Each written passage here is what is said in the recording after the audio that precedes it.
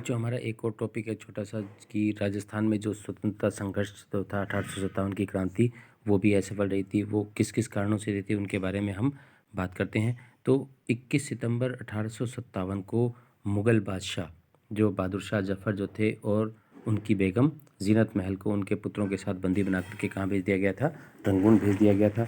और 1858 की मध्य रात्रि की गति जो थी वो काफ़ी धीमी हो चुकी थी और तात्या टोपे को भी जो था वो गिरफ्तार कर लिया गया था और भारतीयों का प्रथम स्वतंत्रता आंदोलन जो था वो राजस्थान में समाप्त हो गया।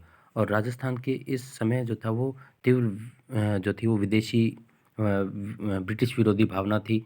अंग्रेज़ों के विरुद्ध जगह जगह जो थे वो प्रदर्शन हो रहे थे। महाराणा से मिलने जाते समय उदयपुर की जनता ने कप्तान शोवर्स को खुलेआम गालियाँ दी थी। जोधपुर की सेना के जो सदरलैंड के स्मारक के ऊपर पत्थर बरसाए गए थे। कोटा, भरतपुर, अलवर, टोंक सब जगह जो थी वो जनता जो थे वो अंग्रेज़ों की विरोध की प्रदर्शन कर रहे थे। फिर भी राजस्थान की में क्रांति जो थी वो असफल रही थी। उसके कारण क्या था? उसका पहला कारण यह था कि नेतृत्व का अभाव था कि राजस्थान की जो 19 रियासतें में विभाजित था उनमें अनेक स्थानों पे क्रांति होने पर विद्रोहियों का कोई सर्वमान्य नेतृत्व नहीं था। यानी किसी एक व्यक्ति के नेतृत्व के अंदर ये आंदोलन नहीं चल रहा था। अलग अलग क्षेत्रों के अंदर अलग अलग व्यक्ति जो थे वो नेतृत्व कर रहे थे, जिसकी वजह से जो था वो आपसी संपर्क का भी उनके अंदर अभाव था और इस वजह से ये आंदोलन जो था वो सफल नहीं हो पाया। और मारवाड़ के जो सामंत और सैनिकों ने मुग़ल बादशाह के नेतृत्व में संघर्ष करने का प्रयास किया, लेकिन मुग़ल बादशाह दिल्ली से बाहर राजस्थान के में नेतृत्व प्रदान नहीं कर सके और फलतः ये क्रांति जो थी वो सफल नहीं हो पाई। फिर है समन्वय का अभाव कि ये क्रांति इसलिए सफल नहीं हो पाई कि क्रांतिकारियों के बीच में आपस में आपसी समन्वय का अभाव था। नसीराबाद, नीमच, आहुआ, कोटा इनके जो क्रांतिकारी जो थे उनके अंदर आपस में तालमेल नहीं हो पाया, एक साथ समन्वय स्थापित नहीं हो पाया, जिसकी वजह से ये क्रांति सफल नहीं हो पाई। फिर है रणनीति का अभाव कि भी किसी भी योजना की सफलता इस बात के ऊपर निर्भर करती है कि वो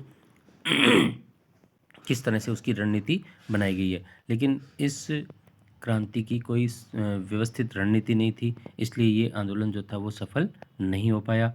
और दूसरी ओर अंग्रेज़ों की योजना जो थी वो क्या थी? नीतिबद्ध थी। उन्होंने क्रांतिकारियों की शक्ति को किस तरह से नष्ट किया जाए उसकी पूरी योजना बना रखी थी। उनके पास पर्याप्त मात्रा में हथियार थे, रसद थी और भारतीयों जो क्रांतिकारी जो थे उनके पास इन सब चीज़ों की भी कमी थी। इसकी वजह से ये क्रांति जो थी वो सफल नहीं हो पाई और अंग्रेज़ जो थे वो क्रांतिकारियों को दबाने में सफल हो पाए। फिर है शासकों का ऐसे योग कि भारत के कई ऐसे शासक थे जो क्रांतिकारियों के साथ नहीं थे, बल्कि वो किसके साथ थे?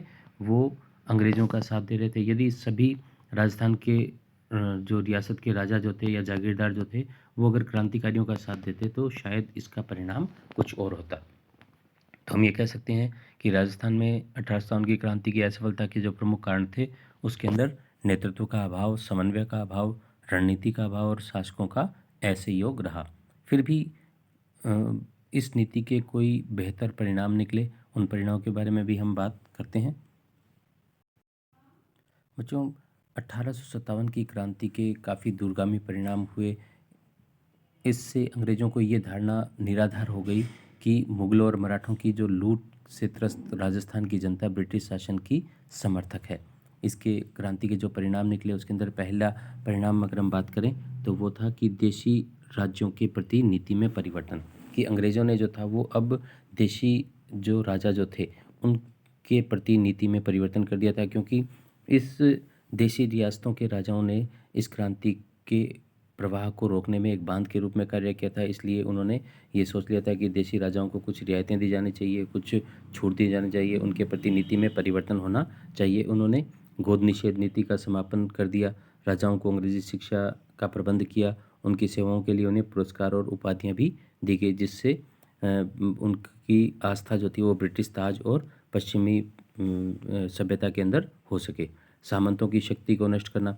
अब इस विद्रोह काल के अंदर यानी 1857 की क्रांति के काल के अंदर सामंत वर्ग जो था वो अंग्रेज़ों के विरुद्ध संघर्ष में क्रांतिकारियों के साथ था। इसलिए वो ये चाह रहे थे कि इस सामंत वर्ग की शक्ति को जो था वो क्या किया जाए? समाप्त कर दिया जाए।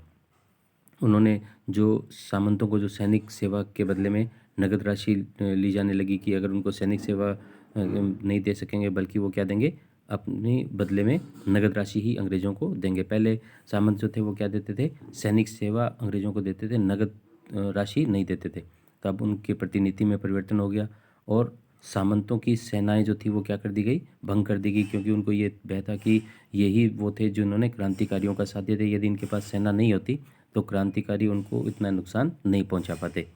और सामंतों से न्यायालय शुल्क भी उन्होंने लगाना शुरू कर दिया। उनके न्यायिक अधिकार जो थे वो छीन लिए गए।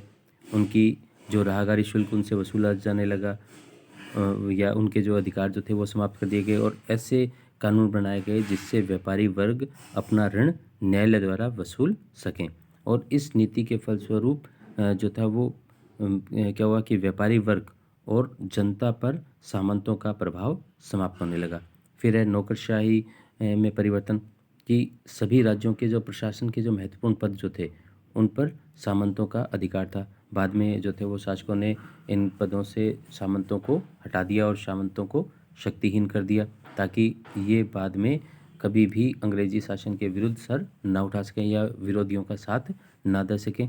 और इसके फलस्वरूप राजभक्ति, अंग्रेजी शिक्षा के प्राप्त मध्यम वर्ग का विकास हुआ था।